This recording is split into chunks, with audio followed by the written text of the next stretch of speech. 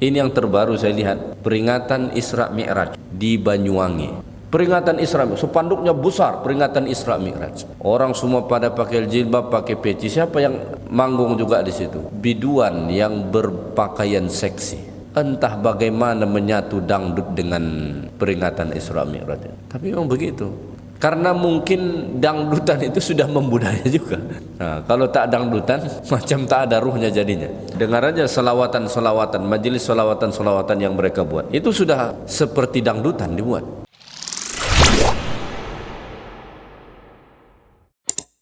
Baik, malam ini kita sambung kajian Talbisul Iblis ataupun tipu daya iblis yang dikarang oleh Al-Imam Ibnul Qayyim Al-Jauziyah rahimahullah. Wa qad labisa iblisu ala jumhuril awam, termasuk tipu daya iblis terhadap orang-orang awam. Orang-orang awam ini masyarakat pada umum lah, ya. Apa itu? Mereka mengikuti tradisi-tradisi, adat-adat, ya. Wadzalika min aktsari asbabi halakihim, dan itu termasuk sebab kebinasaan mereka.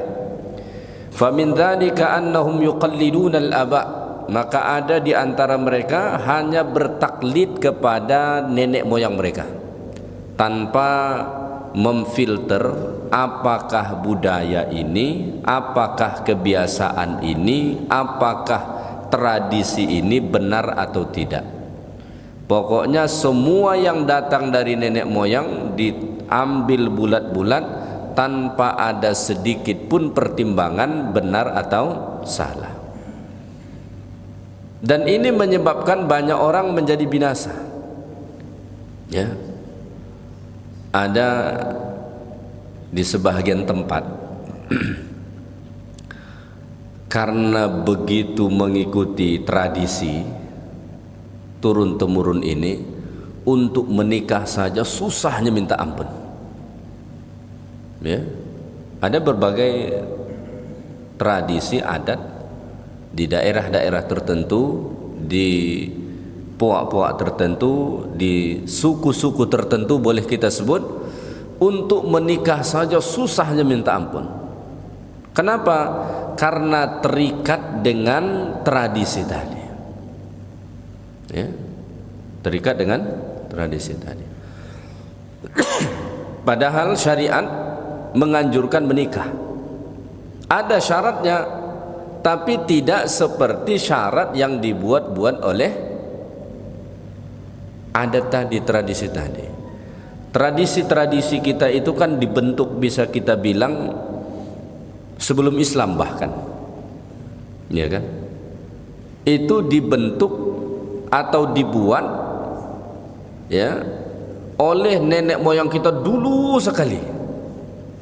Mungkin bisa 200 tahun yang lalu, 300 tahun yang lalu, bahkan lebih daripada itu. Yang mana saat itu agama mereka masih cukup minim. Yang kedua, ilmu pengetahuan, kemajuan pun saat itu masih sangat minim. Jadi yang menciptakan tradisi budaya itu mereka. Di masa di mana ilmu pengetahuan belum berkembang, di masa agama juga belum begitu berkembang. Yang diberlakukan saat itu hanya hukum atau peraturan yang ditetapkan mungkin ketua adat, ya, tokoh masyarakat di situ, yang mana sering tidak sejalan dengan agama. Islam bukanlah agama yang anti dengan adat tradisi, tidak. Bahkan ada qawaidul fiqhiyah disebut dengan al-adatu muhakkamah. Adat itu bisa jadi sumber hukum, tapi tentu adat yang tidak bertentangan dengan syariat. Ya, adat yang tidak bertentangan dengan syariat. Maka adat itu bisa diterima, bisa diamalkan kalau dia sejalan dengan syariat. Maka penimbangnya, penapisnya syariat tadi. Kalau sejalan dengan syariat silahkan. Tapi kalau tak sejalan, walaupun itu amalan tradisi nenek moyang kita, kita harus tinggalkan.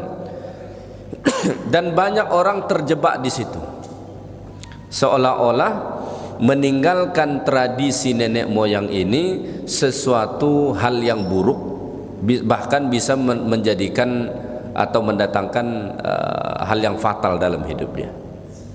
Mohon maaf, misalnya saudara-saudara kita yang bersuku Jawa misalnya, berapa banyak misalnya di kalangan awamnya yang masih tetap rutin buat sajen setiap malam Jumat misalnya, ya, atau pada hari-hari tertentu misalnya, semata-mata karena mengikuti nenek moyangnya, ya. Padahal itu kalau ditimbang dari sisi syariat, ya tidak benar. Ini bukan kita mau menghina suku tertentu misalnya, enggak. Tapi kalau kita timbang dengan hukum syariat, itu tentu tidak benar. Satu, itu ngasih makan ke siapa dulu? Kalau diyakini itu ngasih makan kepada arwah-arwah yang telah meninggal dunia, emangnya arwah itu makan nasi, makan buah? Kan tidak begitu, ya. Jangan-jangan yang dikasih itu yang datang makannya nanti jin, karena dalam hadis diisyaratkan makanan yang mubazir, yang berjatuhan atau yang biarkan begitu, yang akan memakannya adalah syaitan. Makanya dalam hadis Nabi sebut, kalau kalian makan terus apa yang kalian makan itu jatuh, ambil, buang yang kotor, yang masih bersih makan. Kata Nabi, jangan biarkan dimakan syaitan. Tapi tentu makanan yang masih bisa dibersihkan. Kalau nasi padang yang sudah bercampur dengan kuah itu jatuh, jangan ambil lagi, susah kita membersihkannya. Tapi kalau sanggup bawa ke rumah, cuci, bersihkan, tentu itu sangat bagus. Nah, tapi kalau misalnya roti misalnya begitu, itu sunnah Nabi, jatuh ambil. Orang kita dia nggak bilang sunnah, belum 5 menit katanya, dia ambil balik sama dia. Nah, jadilah itu pun alasannya. Nah, itu sunnah Nabi begitu, yang kotor tuh buang, yang bersih ambil makan, kata Nabi. Jangan biarkan dimakan oleh syaitan. Maka yang membuat misalnya tradisi sajen tadi itu dikhawatiri yang memakannya justru adalah makhluk lain. Di sisi lain lagi, itu bisa menyebabkan mubazir. Masa buah enak-enak dibiarin gitu aja, kan begitu. Jadi ada seorang hamba Allah saya kenal, dia cerita, dulu saya waktu muda Ustaz rada-rada nakal katanya. Kenapa saya bilang? Dia tinggal di kampung yang di situ mayoritas orang Jawa yang masih mengamalkan tradisi-tradisi lama tadi. Jadi mereka itu suka kalau hari Jumat membuat sajen, menyediakan macam-macam buah-buahan ini itu segala macam. Saya selalu ngintip katanya. Pas di situ, pas sudah diletak, saya pergi ambil, saya makan. Mereka senang, kata dia, pikir nenek moyangnya datang makan. Padahal tidak. Itu contoh, ya. Ini bukan kita mau ini sukunya, enggak. Itu sekedar contoh. Di suku lain juga ada. Di suku lain juga ada. Di suku lain ada, kalau menikah tak sembelih seekor kerbau, tak boleh, harus seekor kerbau. Seekor kambing tak boleh, harus seekor kerbau. Itu yang gaji 2,5 juta tak kawin-kawin itu sampai kiamat. Kan? Memberatkan. Nah, ada lagi tradisi kalau anak kedua nikah atau anak ketiga nikah, dia melangkaui abangnya, kakaknya, dia harus ngasih tebusan sekian. Di sebagian suku tebusannya kecil, ala kadar saja, masih mending. Tapi ada di suku tertentu tebusannya jumlahnya hitungan emas. Ya? Apa nggak repot yang mau nikah begitu? Banyak sekali, banyak sekali. Bahkan yang lebih parah itu ada lagi, sudahlah itu kematian, dijalankan lagi tradisi yang begitu berat. Sudahlah dia dapat musibah, harus menjalankan tradisi lagi yang mengeluarkan kos yang begitu tinggi. Kacau. Itu ya mereka sih bukan Islam ya. Kalau Bapak Ibu melihat video orang-orang di Toraja sana, ya, mereka kalau meninggal tidak langsung dikubur, disimpan dulu. Kenapa? Tradisi mereka supaya bisa dikubur minimal 100 ekor babi disembelih dulu. Sudahlah dia dapat musibah, meninggal, harus pula membuat pesta besar-besaran begitu. Tak masuk akal. Bismillah. Termasuk di kampung-kampung, di sebagian kampung-kampung orang Islam pun masih ada namanya kenduri kematian. Ada enggak di kampung kita kenduri kematian? Di sebagian kampung itu kita keluarga yang ditinggal dianggap belum menunaikan hak si mati ini sebelum kita buat kenduri kematian. Kenduri kematian ini kan kalau kita buat bahasanya agak kasar sedikit, berpesta atas kematian itu. Ya, sudahlah kita dapat musibah, bersedih, kita harus sembelih kambing lagi. Kenapa? Apakah itu anjuran agama? Enggak. Tuntutan tradisi. Tuntutan tradisi. Ya. Jadi perasaan berat meninggalkan tradisi yang kita dapat dari nenek moyang itu sekalipun bertentangan dengan syariat, ini adalah tipu daya iblis. Abu Thalib itu paman Nabi yang begitu banyak menolong Nabi SAW sampai meninggal dunia tidak mau syahadat. Gara-gara apa? Pas jadi disebut dalam sirah ketika Abu Thalib ini hendak meninggal dunia, Rasulullah itu datang. Rasulullah datang pengen sekali di akhir hayat Abu Thalib ini mengucap 2 kalimat syahadat. Karena perhatiannya dengan Nabi, pertolongannya dengan dakwah Nabi luar biasa. Nabi sangat berharap di akhir hayatnya mengucap 2 kalimat syahadat. Tapi datanglah Abu Jahal. Apa dia bilang? Wahai Abu Thalib, apakah engkau hendak meninggalkan agama nenek moyangmu? Karena ketika ada orang ditanya begini, tidak sedikit yang kemudian luntur semangatnya. Kamu mau berani berbeda dengan orang-orang tua kita dulu? Orang-orang tua kita dulu buat begini loh. Hati-hati loh kualat. Takut. Padahal sudah tahu dia ini berdasarkan timbangan syariat ini enggak benar, tapi enggak berani meninggalkannya. Kenapa? Iblis membuat tipu daya. Hati-hati loh.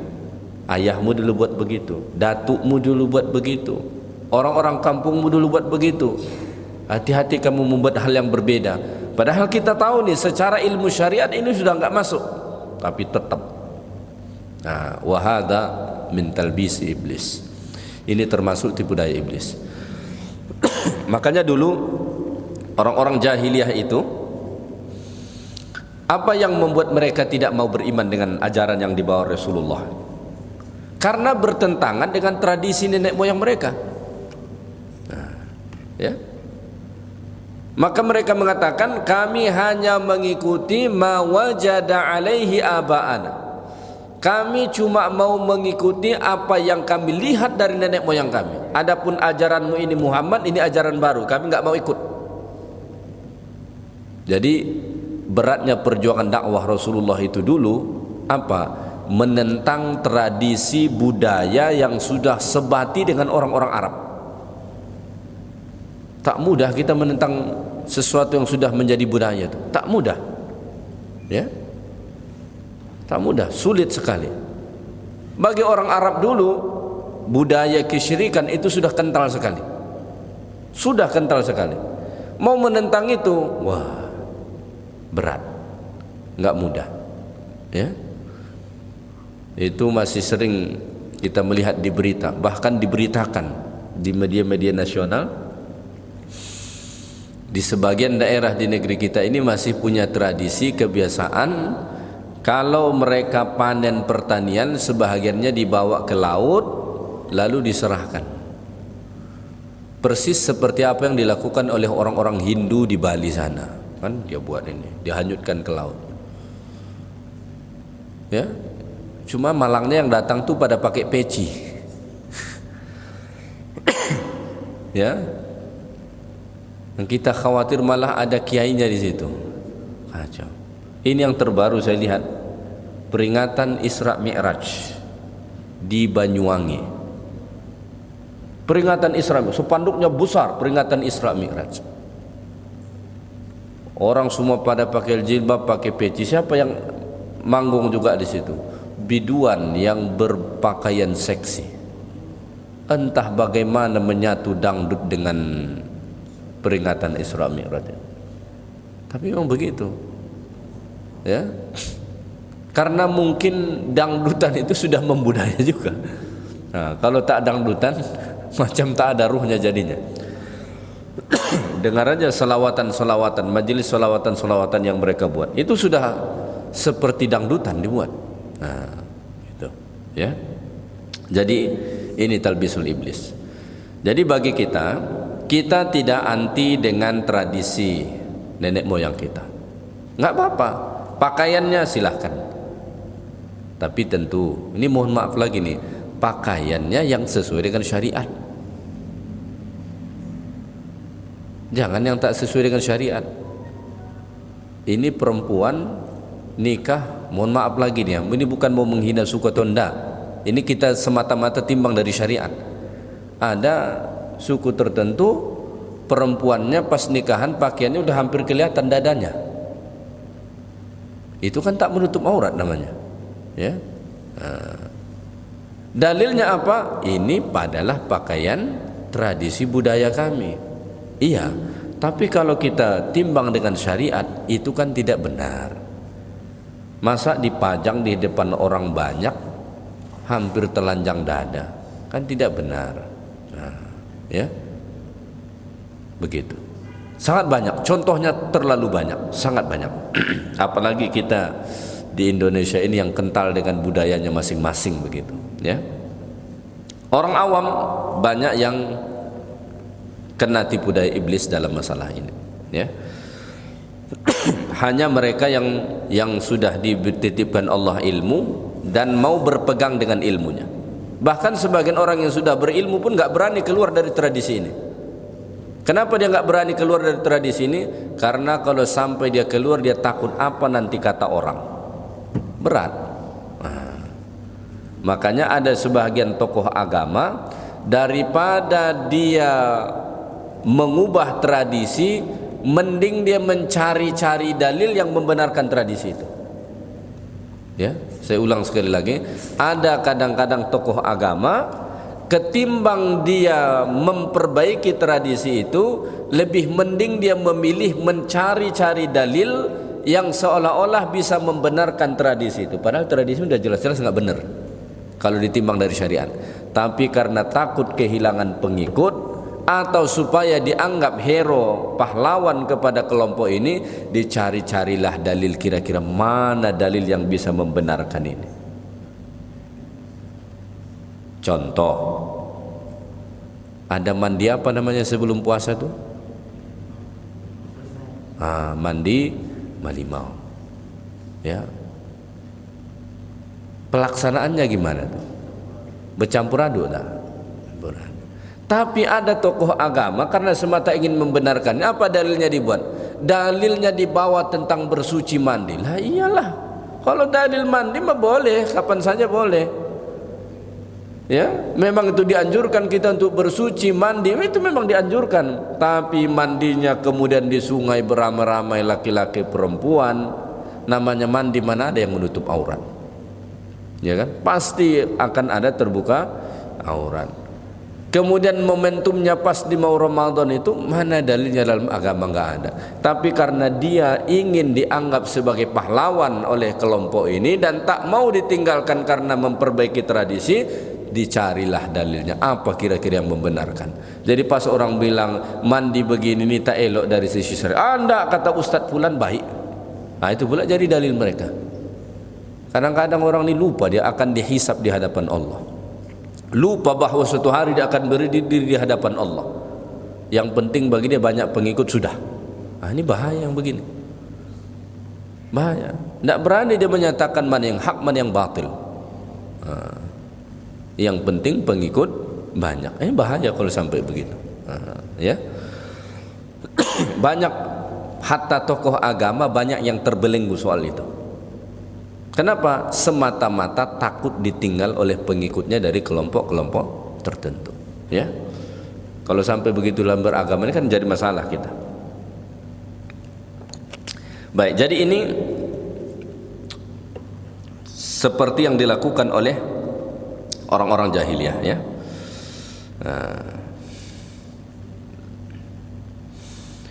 Fatara ar-rajula minhum ya'ishu 50 sanatan ala ma kana alaihi abuhu wa la yanzuru akana ala sawabin am ala khata'. Maka engkau akan melihat seseorang dari kalangan mereka, orang-orang awam ini yang kena tipu daya iblis ini, ada yang sudah hidup 50 tahun cuma mengikuti apa yang dia lihat dari nenek moyangnya tanpa dia berpikir apakah ini benar atau salah. Nggak pernah dia mikir ini benar nggak dia, salah nggak dia, nggak pernah berpikir. Hidup dia berpuluh tahun, yang penting sudah begini dari nenek moyang sudah ikut. Nggak pernah dia mikir ini benar atau salah nih, boleh atau tidak, tak pernah sekalipun. Semua yang dia lihat dari nenek moyang itu diangkut semua, diamalkan semua, diterima semua, tanpa ada satupun yang difilter. Nah, ya, ada orang begitu, ya. Wa hadza min taqlidil yahud wan nasara wal jahiliyah aslafuhum. Sebetulnya inilah juga fanatisme yang ada pada orang jahiliyah, orang Yahudi dan orang Nasrani. Mereka itu cuma mengikuti nenek moyang mereka, ya, cuma mengikuti. Apakah mereka pakai dalil? Enggak, ya. Misalnya orang Nasrani sampai sekarang, apa yang menjadi tradisi mereka itu, apakah mereka pernah menimbang benar atau salahnya berdasarkan dalil? Enggak ada. Mohon maaf, orang Batak Kristen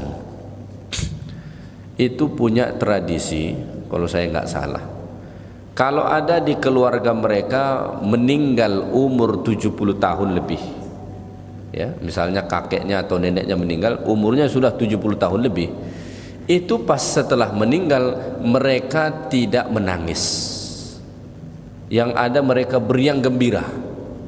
Dia akan bermusik, dia akan bernyanyi-nyanyi. Kenapa? Padahal kalau pakai otak kita ini rada-rada nggak masuk nih. Masa ada kita meninggal justru kita beriang gembira, ya kan? Tapi mereka punya pemikiran tersendiri di budaya mereka. Apa budayanya? Mereka menganggap kalau seseorang meninggal sudah umur 70 tahun lebih, itu artinya dia sudah sukses menjalani hidupnya di dunia. Dia punya anak, dia punya cucu, itu sudah sukses menjalani hidup di dunia.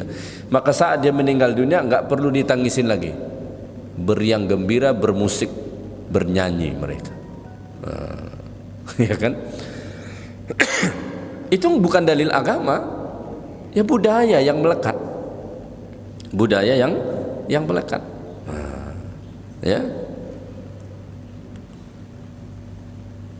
banyak yang seperti itu. Ya, kalau kita sebut nanti contoh-contohnya, mungkin orang merasa kayak kita menghina suku tertentu. Enggak. Kita cuma mengambil contoh kemudian dibandingkan dengan hukum syariat dan kebenaran. Jadi banyak orang hidup di dunia ini, lama dia hidup, dia cuma mengikuti tradisi itu tok. Apa yang dia lihat dari nenek moyangnya, tanpa pernah sekalipun dia berpikir benar enggak nih ya, benar atau salah, nggak pernah sama sekali. Nah, ya, begitu. Baik, kita lanjutkan. Bahkan ini merembet ke dalam hal ibadah, ya. Wa kadzalikal muslimun, demikian juga orang-orang Islam, ya, yajurruna fi salatihim wa ibadatihim al-'adah. Begitu juga dengan orang-orang Islam, mereka melakukan salat dan ibadah mereka ma'al adah, hanya mengikut tradisi. Dia ibadah, tapi ibadah yang dia lakukan sumbernya cuma tradisi kebiasaan. Ya, contohnya apa? Fatara li rajulin ya'ishu sinin, maka engkau akan melihat ada orang sholat, dia hidup sudah bertahun-tahun, berpuluh tahun, Yusalli, dia salat, ala suratim ma ra'an nas, dia salat cuma berdasarkan apa yang dia lihat dari orang lain. Cuman itu. Berarti kan dalil salat dia cuma tradisi. Apa yang dia lihat? Dia lihat orang berdiri, dia berdiri. Dia tengok orang ruku, dia ruku. Dia tengok orang iktidal, dia iktidal. Dia tengok orang sujud, dia sujud. Tanpa pernah dia tahu ruku itu seperti apa, iktidal seperti apa, sujud seperti apa, tasyahud, tak pernah. Pokoknya dia cuma meniru. Tengok apa yang orang buat, itu aja dia buat. Cuma mengikutin, ya. Wala'allahu la yuqimul Fatihah, bahkan bisa-bisa bacaan Al-Fatihahnya saja enggak benar, ya. Wala yadri mal wajibat, dia enggak tahu mana yang wajib dari salat itu, ya. Dia enggak tahu, dan dia tidak ingin tahu, enggak ada keinginan. Yang penting sudah ikut aja, lihat saja, ya. Cuman itu. Padahal, ya, seandainya dia hendak berdagang, tentu dia akan bertanya-tanya sebelum dia berjualan. Dia tanya dulu apa kira-kira yang diminati konsumen, apakah kira-kira sesuai dia berjualan di tempat itu dan sebagainya. Dia akan bertanya. Tapi dalam hal agama dia enggak mau. Dia tidak mau, ya. Walau annahu arada tijarah, seandainya dia pengen berjualan, berniaga, la sa'ala qabla safarihi, maka dia pasti akan bertanya sebelum dia berdagang, apakah di sana sesuai, apa kira-kira barang yang bagus untuk dijual. Pokoknya pasti dia akan banyak nanya dulu, baru kemudian dia putuskan. Tapi dalam hal agama, dalam hal ibadah, banyak orang tak mau melakukan itu. Dia hanya memadakan apa yang dia lihat dari orang, sudah ikutin aja. Nah, makanya ada orang sholat sudah tua, perangainya lebih kurang anak-anak. Ya. Kemarin saya mengisi khutbah di Jalan Riau.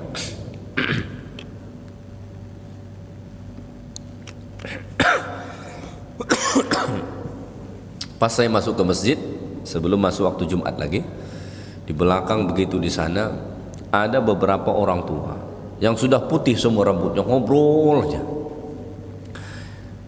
Dalam hati saya itu kan tak bagus di masjid. Dalam hati saya, oh mungkin karena belum dimulai sholat Jumat. Saya duduk di depan, kedengaran suaranya ke depan. Sampai saya sudah naik menjadi khatib, masih juga begitu. Padahal itu sudah tua-tua semua. Ya buktinya tua, udah pada putih semua rambutnya. Masih ngobrol terus di belakang. Saya melihat itu begitu geram rasanya di atas mimbar. Sampai dalam hati saya, nanti kalau habis sholat Jumat, datang dia mau salam, takkan ku salam di tangan dia. Iya. Kenapa bisa terjadi begitu? Karena mereka ini cuma melihat kebiasaan. Gak pernah mau belajar agama, gak pernah mau bertanya, ya. Padahal kalau kita lihat dari sisi usia, sepertinya tinggal nunggu mati aja. Tapi kelakuannya seperti anak-anak. Ada orang bilang fisiknya kelihatan tua tapi jiwanya jiwa muda, itu masih mending. Ini enggak, fisiknya tua renta, jiwanya jiwa anak-anak. Masih bercanda-canda sambil sholat. Itu kan tak ada bedanya anak-anak. Anak-anak yang begitu. Nah, ya, itu terjadi. Ya. Jadi macam-macam juga jamaah ini saat mendengar kajian. Ada seorang hamba Allah saya tengok rutin itu setiap kajian. Keadaan dia cuma dua. Di awal kuliah, hampir setengah kuliah, dia ngomong sama orang di sebelah dia, ngobrol aja. Setengah kemudian nanti tidur dan ngorok dia. Ya, ada yang begitu. Itu langganan. Duduk dia begini di tiang, biasa duduk begini. Kalau ada orang di samping dia akan ngobrol. ngobrol sampai sekitar setengah kajian ngobrol tuh. Cukup mengganggu sebetulnya, tapi ditegur tak enak. Ya udah biarin aja lah dalam hati. Setengah kemudian sampai akhir nanti tidurlah dia tuh, dan tidurnya ngorok. Jadi macam-macam ya.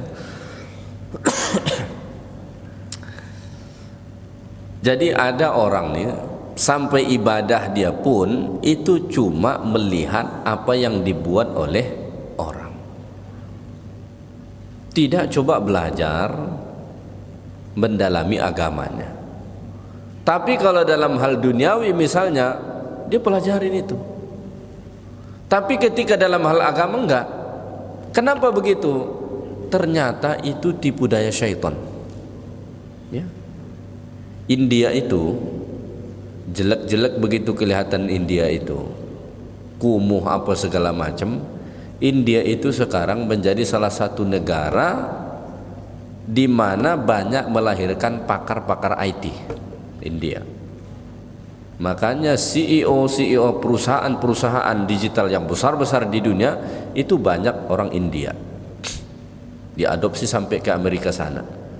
Termasuk CEO Google sekarang itu orang India. Ya, susah saya untuk menyebut namanya karena nama orang India ini susah. Ya, banyak. India itu hebat sekali. Ya. Dan di India itu banyak orang-orang pintar. Ada seorang mahasiswa di Amerika, dia cerita dari Asia ini yang mendominasi kuliah seperti di Amerika, orang-orang Asia seperti di Harvard dan sebagainya, itu kalau bukan China, India. Memang mereka bisa bersaing, otaknya cukup hebat bersaing, ya. Dalam hal duniawi pintar mereka. Maka India itu akan menjadi salah satu negara juga yang mempunyai kekuatan ekonomi bahkan militer yang cukup hebat. India itu walaupun macam-macam kita lihat video tentang India ini, tapi itu nyata mereka mempunyai kehebatan soal itu. Tapi sepintar-pintarnya mereka dalam hal sains, dalam hal IT, dalam bab ketuhanan sungguh sangat-sangat jauh. Mereka mikir segala macam buat ini buat itu, tapi soal hal akidah nggak pernah mikir. Kenapa? Talbisul iblis. Iblis itu membuat tipu daya. Orang sanggup berpikir sekeras-kerasnya untuk memastikan benar atau tidak dalam hal urusan duniawi, tapi dalam hal akhirat urusan agama nggak pernah mikir. Ya, makanya kebanyakan orang pusing, stres itu biasanya mikirin dunia apa akhirat kira-kira? Pasti mikirin dunia. Nggak pernah kita ketemu orang, nampaknya murung stres nih kenapa? Nggak pernah kita bilang, nggak pernah kita dengar orang, ini karena saya ini pusing karena mikirin akhiratnya. Nggak pernah kita dengar. Ya, biasanya kalau sudah pusing, stres pasti urusannya dunia.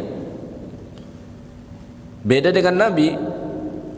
Nabi itu datang Abu Bakar melihat tumbuh beberapa helai uban di rambut Nabi. Rasulullah itu sampai meninggal dunia nggak banyak ubannya. Ada beberapa helai tapi nggak banyak. Dalam satu riwayat dikatakan tak lebih dari 10 helai. Nah, itu rambut Rasulullah SAW. Suatu ketika Abu Bakar melihat ada beberapa helai uban di rambut Nabi. Lalu Abu Bakar bertanya, apa jawaban Nabi SAW? Kata Nabi, syayyibatni Hud. Yang membuat aku ubanan ini adalah surah Hud, surah Al-Waqi'ah, surah Al-Mursalat, yang mana surah-surah ini berbicara tentang hari kiamat. Jadi saking Nabi mendalami ayat-ayat itu, ya, sampai Nabi ubanan. Begitu dulu Nabi dan para sahabat memikirkan akhirat dan agama mereka. Kalau umatnya tak pernah orang stres gara-gara sholat. Kamu kenapa stres? Gara-gara sholat. Nggak pernah kita dengar. Santai aja. Tapi dalam urusan dunia baru kita stres, ya kan? Jadi ternyata di situ tidak lepas daripada andil syaitan, ya. Summa tara ahadahum yarka'u qabla al-imam. Karena tadi solat ibadah tidak berdasarkan ilmu, cuma melihat tok, ngikut-ngikut saja, maka engkau melihat salah seorang daripada mereka ada yang ruku sebelum imam ruku. Imam belum ruku udah ruku duluan dia. Ada itu. Mungkin kita juga pernah melihat orang seperti nggak sabaran sholat. Imam pas baru berhenti lagi baca surah, belum Allahu Akbar, dia udah jatuhin tangan, udah mau ruku aja begini. Nah, ada yang begitu. Ya. Wa yasjudu qabla al-imam, dan ada yang sanggup, ada juga yang sujud sebelum imam sujud. Kita saat sholat, salah satu kewajiban kita saat sholat berjamaah tidak boleh mendahului imam. Innama ju'ilal imam liutamma bihi. Imam itu dijadikan untuk diikutin. Tapi saya pernah kejebak dengan seorang imam. Ada seorang bapak-bapak tua. Dia tidak mau digantikan jadi imam. Pokoknya di surau itu harus dia jadi imam. Kalau ada nanti orang yang jadi imam, itu wajahnya langsung tak enak dengan orang tersebut. Sampai ada beberapa jamaah memutuskan tak sholat di situ gara-gara dia. Karena dia terus pengen jadi imam. Imam tak beres. Saya pernah sholat di belakang dia, sebelumnya saya tidak tahu. Kita pikir dia sudah berdiri atau sudah bangkit dari sujud. Kan dari ucapan Allahu Akbar itu kan biasanya bisa kita tebak. Rupanya dia masih sujud. Akhirnya kita mendahului dia. Iya. Ada macam-macam gerakan dia. Aneh-aneh pokoknya gerakannya. Sejak saat itu saya putuskan saya tak mau sholat di situ. Pokoknya kalau saya sudah dengar di azan, oh berarti garim di masjid surau ini tak ada, saya tak mau lagi pergi sholat ke situ. Kenapa? Nanti diborong sama dia tuh. Ya, diborong sama dia. Tak mau dia digantikan orang. Mungkin dia penganut mazhab imam itu harus yang paling tua. Padahal imam itu kata Nabi yang paling bagus bacaannya. Nah, dia jadikan imam. Baru yang paling faham soal hukum-hukum agama.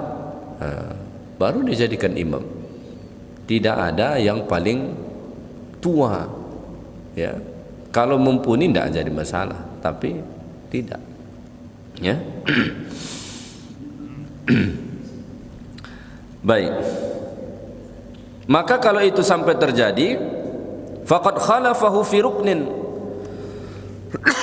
Fa idza rafa'a qablahu faqad khalafahu fi ruknain. Kalau sampai dia mendahului imam tadi, maka dia telah menyalahi rukun salat, fa batalat salatuhu, maka batallah salatnya. Ya. Jadi itu antara tipu daya iblis yang juga sering menimpa orang awam. Termasuk juga tipu daya iblis terhadap orang-orang awam apa? Suka berdukun. Suka berdukun. Bahkan dukun ini di-branding sebagai orang pintar. Ya, di negeri kita ini dukun masih cukup baik posisinya. Ya. Benar loh. Yang berdukun ini bukan cuma orang-orang biasa. Pejabat-pejabat setingkat politisi presiden pun itu masih pada percaya dukun. Makanya sampai selama masih begitu, dukun gak akan pernah bisa diberantas di negeri. Gak akan bisa. Kenapa? Sampai setingkat presiden pun masih mendatangi dukun. Jadi ceritanya ada seorang dukun di Jakarta. Ada seorang dukun di Jakarta. Jadi di Jakarta itu kan berbagai macam profesi laku. Di Jakarta itu kan orang kaya banyak, orang frustasi juga banyak. Makanya tukang ramal, dukun itu cukup laku di sana. Ya, kelihatannya itu ibu kota sudah maju, tapi pemikiran masih banyak yang terbelakang di situ. Ada seorang dukun di sana, ya, dia alumni pesantren, gagal dia jadi ustadz, jadi dukun dia. Alumni pesantren ini biasanya begitu. Kalau tak jadi ustadz, ujung-ujungnya jadi dukun dia. Ya. Jadi dia cerita yang datang ke tempat dia itu, si fulan datang sini duduk situ, si fulan datang sini duduk situ. Ada yang sudah jadi presiden, ada yang gagal jadi presiden. Itu semua datang ke situ. Datang ke situ. Kenapa? Ya ternyata masih percaya hal-hal begitu. Ya, masih percaya. Makanya politisi ini semua doa dipakai sama dia. Mulai daripada doa dukun sampai doa kiai dipakai sama dia. Makanya kalau masa-masa kampanye ke pesantren pun rajin datangin kiai-kiai itu, doakan. Jangan kita pikir cuma sampai di kiai, di ustadz saja, dia ke dukun pun dia pergi. Andai kata ada iblis pun yang mau mendoakan, dia datang juga dia tuh, tolong doakan saya. Entah doa yang mana nanti yang dikabulkan tak tahu kita. Ya. Itu termasuk tipu daya iblis. Ya. Dalam Sahih Muslim dikatakan, Rasulullah bersabda, man ata arrafan, siapa yang mendatangi arrafan. Arrafan ini maksudnya adalah dukun dan yang sejenisnya. Fasa'alahu an syai'in, lalu dia bertanya tentang sesuatu. Apa sajalah yang dia tanya. Baru nanya saja nih. Lam tuqbal lahu salatun arba'ina lailatan, selama 40 malam tak diterima salatnya. Baru konsultasi aja nih. Belum lagi si dukun bilang ambil air dari 7 mata air, ambil bunga 7 jenis bunga, ambil daun 7 jenis. Belum lagi nih. Baru konsul aja nih. Itu sudah tak diterima salatnya 40 malam. Salat dia tak diterima salatnya. Begitu bencinya Allah dengan orang yang datang kepada dukun. Ya. Ada orang sampai mau mati masih berdukun terus. Sampai mau mati masih berdukun terus. Ya. Tidak mudah mau membereskan otak masyarakat kita ini daripada belenggu perdukunan ini, nggak mudah. Nggak mudah. Disampaikan fakta-fakta rasional pun tetap ini nggak bisa kita beresin ini. Nggak bisa. Berat sekali. Ya. Berat sekali. Bayangin di sebagian daerah itu masih banyak lebih percaya berobat ke dukun ketimbang ke rumah sakit. Ya. Masih lebih percaya mereka, ya. Nah.